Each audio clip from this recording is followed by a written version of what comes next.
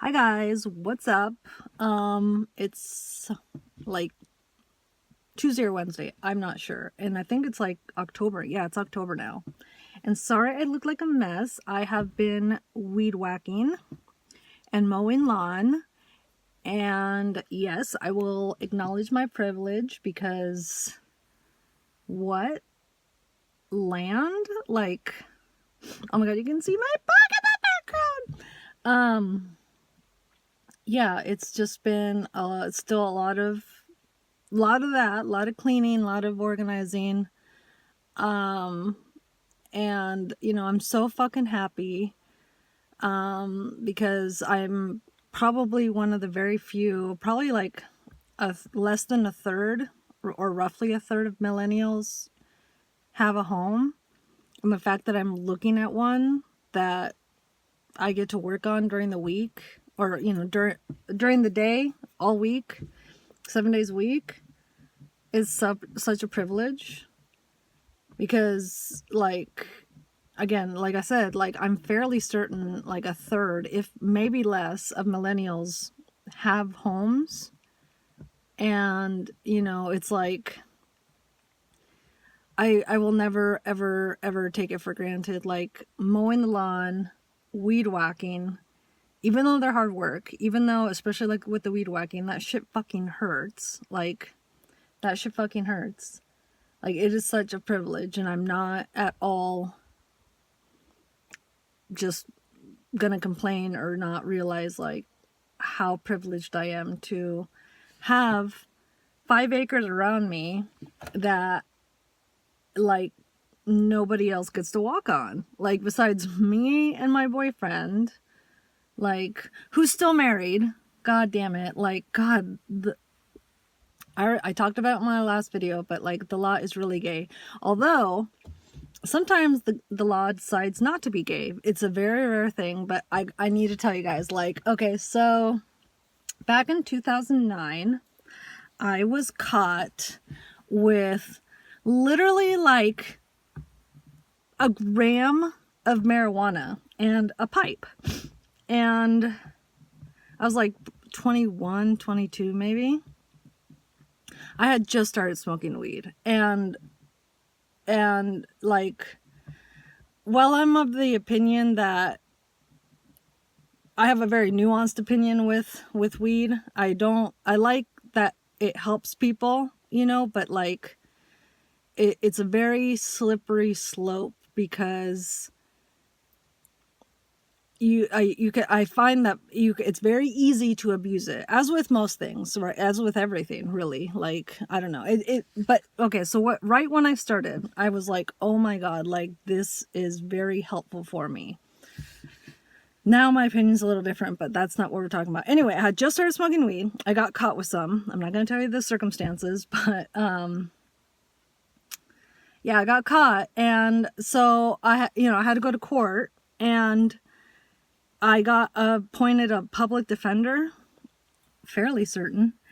And he was like, okay, we're just going to plead not guilty. This guy was cool too. This guy was really fucking cool. And I was like, no, like I'm going to plead guilty because I want them to know that, one, I'm a very responsible person. I have a job. I've always had a job. At that point, I had been working since I was 17, if not 16. So 17, 18, 19, 20, 21. I've been working for 5 years straight, paid my taxes every year, never gotten in trouble before. Paid my rent. Like, I moved out at 17. Like, I was so proud of myself in that moment for just doing life. And I stood by my decision to smoke marijuana. And I very adamantly made it clear to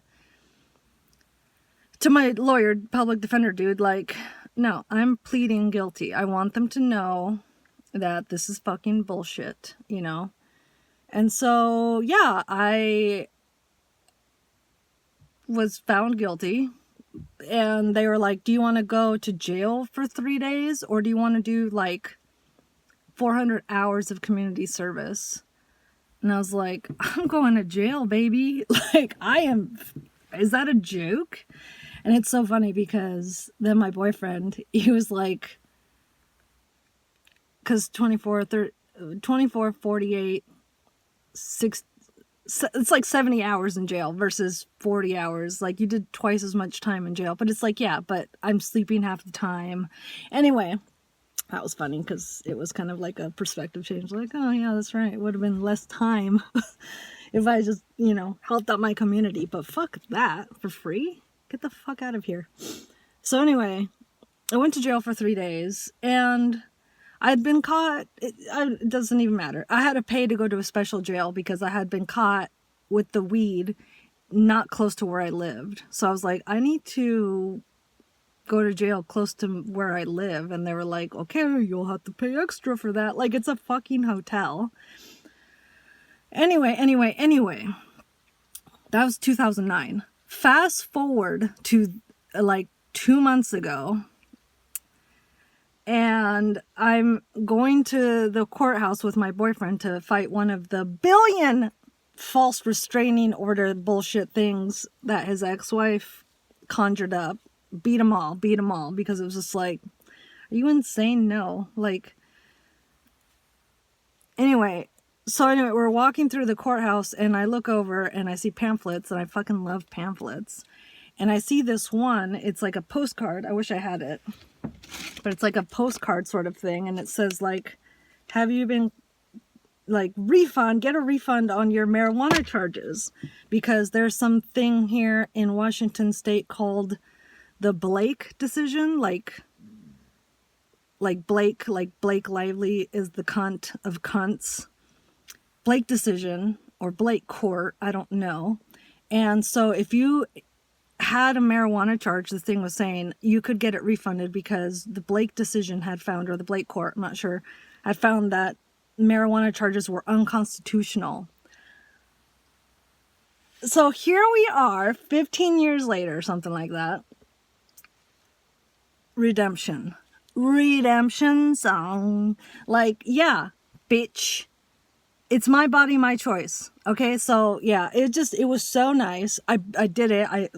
Okay, so with the Blake decision, if you live in Washington, real close, real fast, look it up, right? But basically, first you have to vacate your charge with the court that charged you. Then once that is done, then you go to the Blake website and you fill it out, and you prove that, just show them that you vacated the charge. And I think actually the court will do it, because just tell the court, hey, like, I'm doing this for the Blake thing. Like, make sure, if you could, on your end, be very mindful, be very polite, because court cunts are court cunts. And, but if you are nice, be a little chocolate chip cookie to them, they'll do a lot of the work for you. So anyway, yeah, I'm getting $1,036 back, because that's what I had to pay in fines. I'm not sure. But yeah, I don't know. So it was one of the things lately where it made me feel really good about, like, where I'm at right now, because, not working, while it's amazing and it's really nice and, like, it's so cool, and especially when you have, like, money in the bank and you're not stressed out and you're not strapped, like, because I think that's just what I want to talk about. Like, I'm so fucking grateful. Like, you need to just get out of debt, people. Like, do not incur debt. Minimize your life, simplify your life, take care of yourself. On that note, restarted carnivore, and I'm doing so good. I'm probably gonna go into ketosis within a few days. I'm not sure what today is. It's like the 2nd or 3rd of October, but I started it on the 28th or 29th of September. Yeah. And yeah, I'm just really, really excited to be in ketosis, lose some weight, because my starting weight, which I'm probably still at right now, or very, very close, because it's been like 4 days, is 165. Like, oh my God, like 165. Anyway, but it wasn't even because of the weight. Like, quite honestly, it really wasn't. Like, it's just like, I just was like, I need to get ready for this winter, because in terms of being bulletproof, because you just know that shit is coming down the pipeline again, like a COVID 2.0 or something. And then, you know, because it's like they're always talking about monkeypox and chicken flu or bird flu and all this stupid shit. And it's just like, you fucking fucks. Like, you fucking fucks.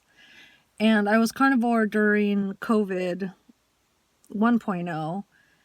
Literally spent 8 hours in a room with people, like 4 people that came down with COVID the next day. So I should have gotten sick. I was literally in an enclosed room with nothing but fans. So I was breathing therein like through my skin, but I didn't get sick because I was carnivore.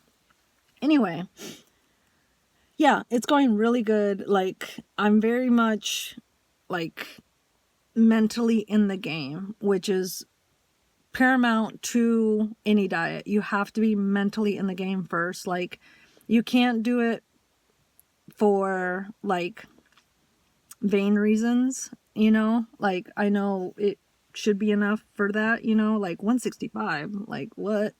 It's not because of like the numbers, it's because just I want to do it. Like, I need to do it. I know it's smart. Like, I don't know. At 37, I'm kind of like always at a Y in the road where it's like, are you going to make the right choice or are you going to make a bad choice? Fucking dog. Chasing cats. We have 2 cats now. This house came with 2 kitties. They've lived here like, you know, they're the original owners of this property. But yeah, our dog is a bad dog. And she's been chasing them forever, but you'd think she'd know. Anyway, yeah, I just, with the Blake thing, and just, you know, knowing that I'm gonna get a check in the mail for $1,000, and just you know, having to go through the vacating process, it was just so nice for a judge to be like, yeah, that shit was unconstitutional. And you know, basically it was an apology by the government, which, how often do they do that? Never. They literally never fucking apologize for fucking people over. And here I am, not just getting an apology, but a fucking refund. Like, low key, I wish I'd paid 10 grand back then, because then I'd get 10 grand. But anyway, whatever. A grand is a grand. But yeah, it's stuff like that. And there was something else, but it's stuff like that where it's just like, okay, I'm in the right place. Like, I'm doing the right thing. And I don't know. It's just like, because it's really hard to not work, you know, like, because it's just, that's not a normal thing. That's not a normal thing. Like, it's an extremely privileged thing. And I don't know. I don't know if it's going to last forever. Probably not, but maybe. I don't know. And so I just, you know, want to enjoy the ride. Which is, I think that's what I was saying in my last video. It's like, I just want to take full advantage of this weird part in my life because, you know, there's a good chance it's not going to last forever. But in general, I should be always feeling like this. Even if I was working, I should be like very, very... But working is so gay, you guys. Working is so gay. Like, I do not like it. I do not like it. I don't want to do it. Like,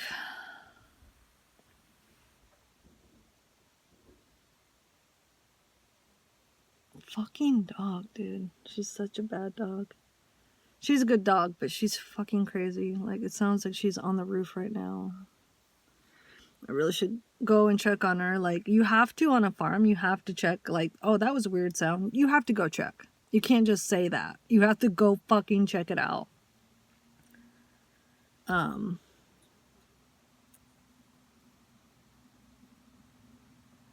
yeah, I don't know. It is weird having neighbors now. Like, at the other house, we don't really have neighbors, so here they are driving by, which is cool, you know, like people wave and stuff, and that's nice. Yeah, it's just, I don't know. I'm just trying to mind my own fucking business. Like, there's so many distractions, and they're really good. Like the Diddy thing, the Blake is a cunt thing, like, but it's like celebrities, you know, they will always just be distractions from the real issues. Like, they are the minions that of the elite. And so like there's other, like, if you think you're on something by going down those rabbit holes of, you know, some sort of celebrity fuck up, you need to like slap yourself in the face and like look the other way, because I can guarantee you are looking in the direction they want you to look. Because at the end of the day, who is Blake Lively? Some ugly shit bitch with a mole on her face. Like, that's it. Who is Diddy? Some ugly bitch with a mole on his face. Does he have a mole on his face? I don't know. I can't remember. But he's just, you know, they're nobodies. Yeah, sure. They both have hurt a lot of people. They've both fucked over a lot of people. They both have a lot of money. But, like, ultimately, what they're doing, what they've been doing, is just a symptom of the bigger issue, which is that people get taken advantage of, especially when they're all alone. And, you know, like, being alone is like, it's important, and a lot of times it's out of your control, because it is better to be alone than, you know, surrounded by assholes, which, like, so many of us come from families of assholes. Like, my family is full of assholes. And, you know, it's sad because, you know, you grow up and you're just like always trying to kind of forget the past, but it's like you can't lie to yourself. Like, an asshole is an asshole is an asshole. Like, the best thing you can do is to find people that are not assholes, you know, who are of your tribe, of your mindset. And yeah, I'm really happy with where I'm at right now. You know, it still might change one day, and I might become more of a worker bee like everybody else. But anyway, just shut up. It doesn't matter. Like, just mind your business, pay your debts, go carnivore, like, or get into ketosis, get your body in ketosis, save your money, and just be around good people. Like, don't be pathetic, because then bad people will take advantage of you. Like, whether it be a Blake Lively, you know, a pretty girl, a pretty woman, right, who just makes you feel good. Like, she's such a narcissist. She actually reminds me a lot of my boyfriend's ex. Like, cruel. Like, cruel. Like, just a cruel bitch who, like, you know, Blake Lively is still young, but you just wait until she's older. Like, she's gonna be such a fucking ugly cunt. Like my boyfriend's ex. Like, just doesn't matter. Like,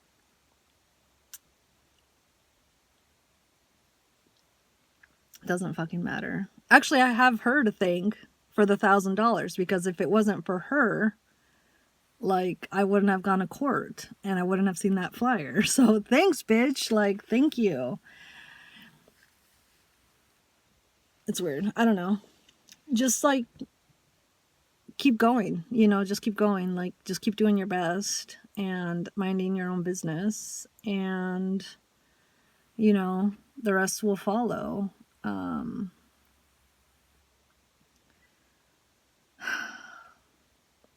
I'm so fucking lucky, you guys. Like, I'm so fucking lucky. And I got to get back to work, quite honestly. And I need to start mowing again. Okay, why I stopped was the weed whacker ran out of line. It didn't run out of line, it just wouldn't come out anymore. Which I don't know if that was my fault for not hitting it. But anyway, got it back out. So now I need to start the thing and start back over. So you guys take care. Have fun. Bye.